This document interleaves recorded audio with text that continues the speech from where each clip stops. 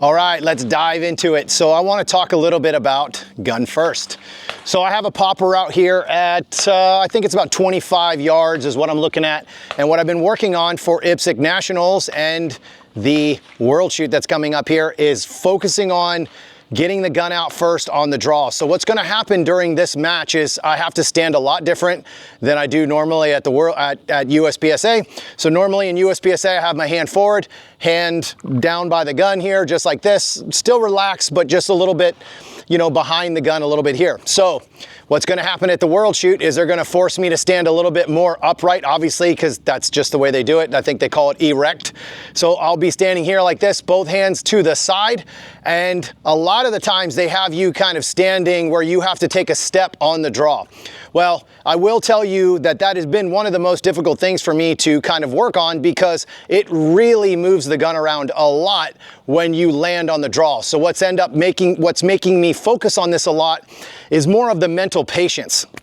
So what ended up happening is, for some reason, because I started moving my feet on the draw, I started forgetting the number one rule that I have is gun first. It's always gun, gun, gun, gun, no matter what, whether I'm running 100 yards or I'm drawing on a static target, it's always gun first before movement. Well, let's talk a little bit about why that's important. Because of time. Right now, I am getting at least a 0.10 to a 0.15 faster if I focus on getting the gun out, getting the gun on target as I'm taking that step, instead of stepping and drawing at the same time. And the reason why that's happening is because every time I land, the gun is bouncing. But here's the thing that's most important that a lot of people don't really talk about. It's not allowing me to process the dot. So what happens is once the gun gets out there and it starts bouncing around like that, I just send it because I'm supposed to. If I have the gun up and as I land, I can tell myself to shoot or not shoot because I've already processed the information whether the gun is there. So let's get a couple examples. Here we go. So I'm gonna keep the same draw, not gonna change my draw process, still gonna draw exactly the way I normally do. I'm going to draw and I'm just gonna step and shoot at the same time. So what I mean by that is I'm gonna draw and shoot or try to step and draw at the same time, and you're gonna see some times here. So I'm gonna probably do it 3 times and then I'll do it my way, the more efficient way, 3 times. Here we go.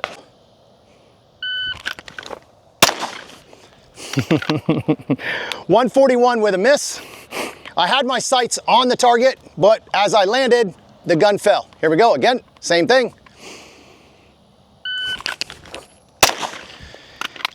Same exact thing, 138 was dead center in the middle. When I stepped, the gun moved. One more time. This time I'm gonna hold until I have a completely stopped dot on the target and we'll get a time here. Oh, 152 with a 3rd miss in a row. All right, I'm gonna try to hit it this time. Stand by.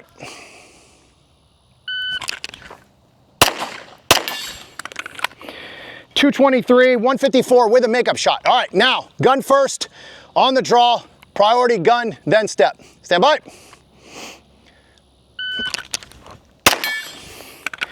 .128 with a hit. Ah, missed. .129 with a miss.